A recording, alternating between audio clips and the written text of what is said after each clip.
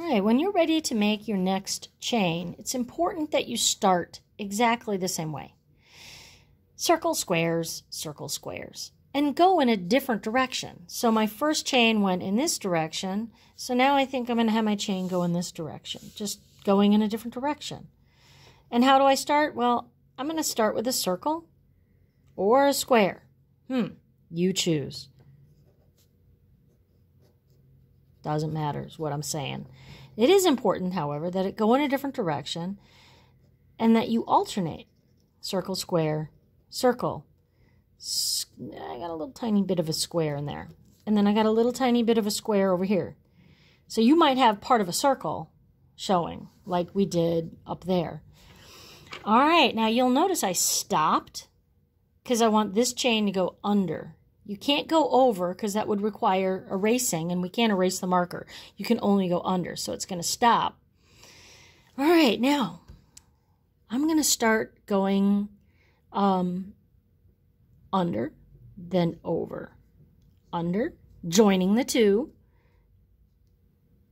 over, under, joining the two, over, under, all right? You can start at the over or you can start at the under. You choose. I happen to start at the under, but you got to make sure you alternate. Don't do both and don't skip. So if you like do both, have one line there and one line there. Nope. Uh-oh. Eraser time.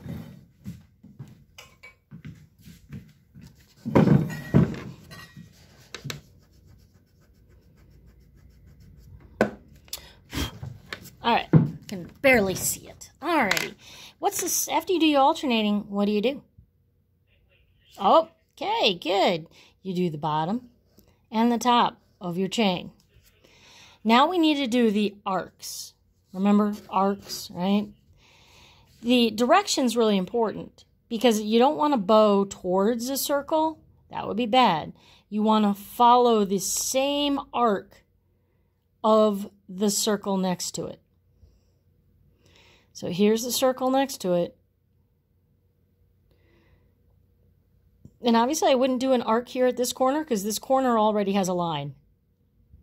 Only one line per corner on the black square. This corner's already, we already used that corner, so I got to use this corner right here. And then I look at the circle near it, and that tells me what direction to go in.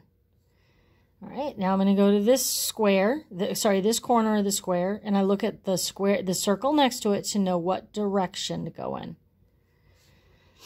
All right, here's one little corner, and I would know that it goes in the same direction as this circle. All right, and then if I have any smoothing to do, I can smooth out the line, no big deal. All right, so there you go. All right, I can do the shading now or later, but I think what I'm going to do is I'm going to do one more over here just to demonstrate again. I'm going to start with a square this time. See how that works for me.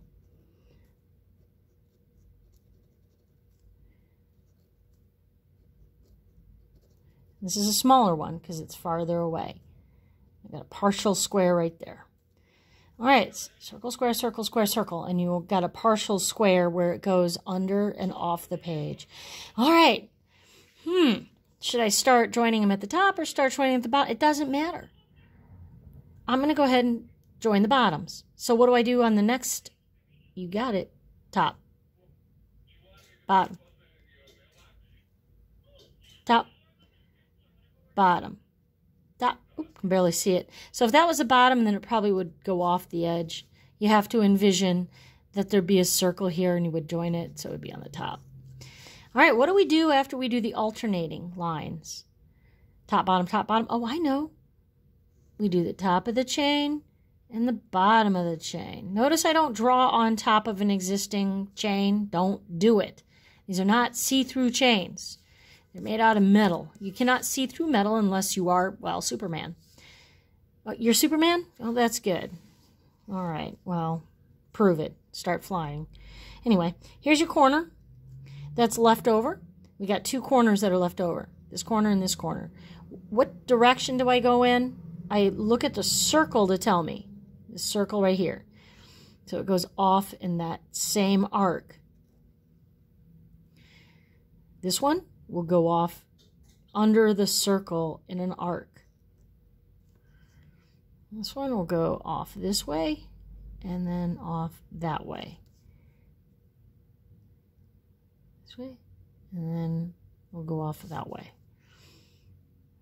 All right, I probably will add more. I'm going to start a small chain right here, circle, square, circle, square. And guess what? I don't know what was circle, square. I don't know, a circle, square off the edge. So I'm going to just have it disappear and come out the other side. So I'm going to go under, over, under, over, I don't know, under, over, top, the bottom of the chain, top of the chain, the top of the chain, the bottom of the chain. Now come the arcs. Arc away, arc away, arc away. Can't see it over there. And this is just going to go over here. And then all you got to do is maybe like one more chain here and here, and my page is pretty much filled. And I need to do that shading. So if you can't remember the shading, you go to the side of the circle, start at the across line and work your way up. Go to the side of the circle, start at the straight across line and work away from that.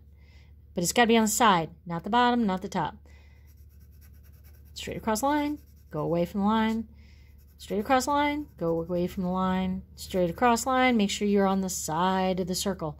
Not the under, not the over, on the side of the circle.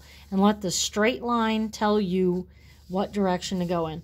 So I'm going to go to the side of the circle, find the straight line, start there, heavy, and go away, light.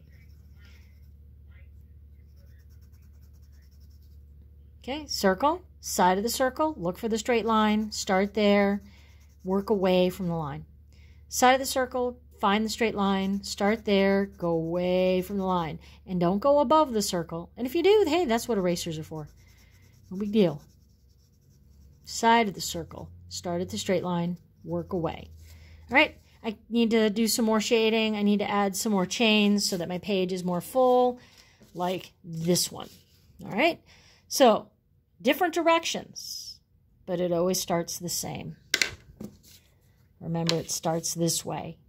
Then you do the bottom, then you do the... If you can't remember, back the video up to the beginning, the first one, where I broke it down step by step.